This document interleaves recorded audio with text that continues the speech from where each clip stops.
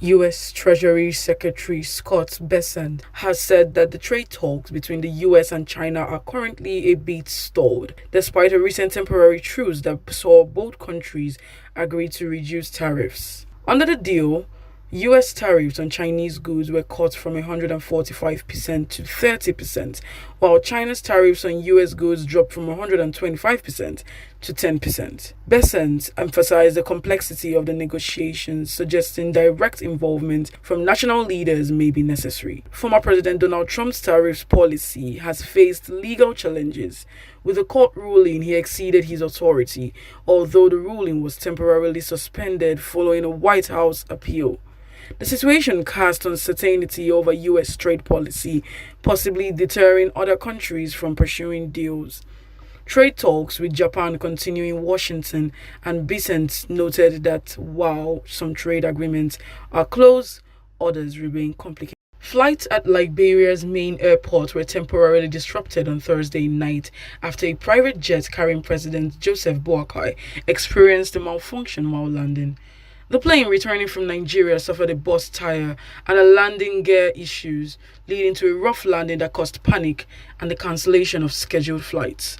President Boakai and his entourage were safely evacuated and an investigation is underway.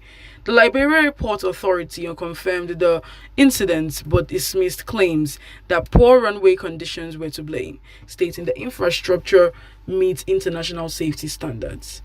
Operations at Roberts International Airport have since resumed, though the presidency has not officially commented on the scare.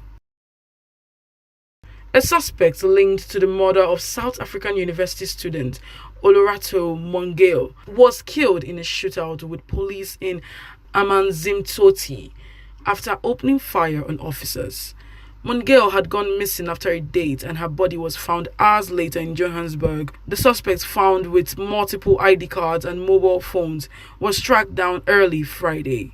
His death has intensified national outrage over gender-based violence. Police are still searching for two other suspects and had briefly detained the deceased suspect's parents, his mother for allegedly warning him about police presence and his father for owning a car linked to the crime which contained traces of blood.